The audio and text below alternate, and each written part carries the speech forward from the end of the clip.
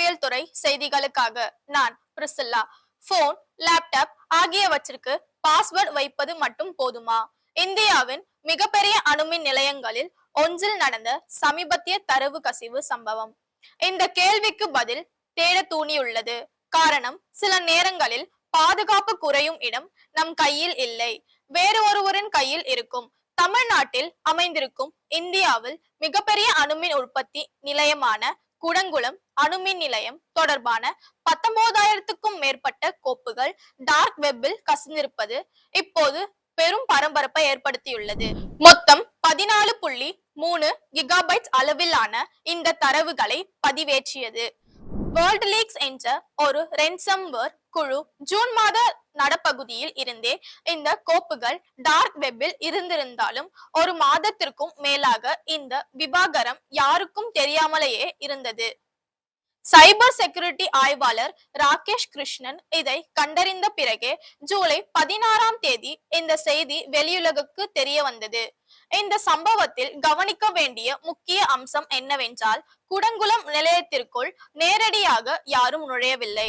அந்த நிலையத்துடன் தொடர்புடைய ஒரு கான்ட்ராக்டர் நிறுவனம் வழியாகவே இந்த தரவு கசிந்திருக்கலாம் என தெரிகிறது.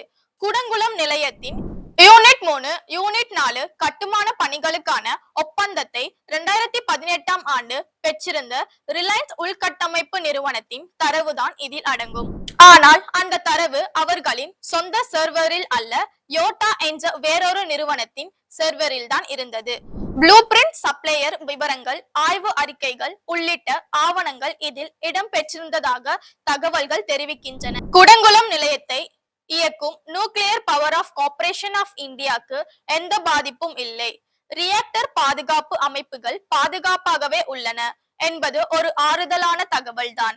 ஆனால் இதை வைத்து நிம்மதி அடைந்து விட முடியாது என நிபுணர்கள் எச்சரிக்கின்றனர். ஏனெனில் இன்று பெரும்பாலான தாக்குதல்கள் ஒரு நிறுவனத்தின் முக்கிய அமைப்பை நேரடியாக தாக்குவதில்லை, மாறாக அதிக பாதுகாப்பு நடவடிக்கைகள் இல்லாத ஆனால் முக்கியமான தரவை வைத்திருக்கும் கான்ட்ராக்டர்கள்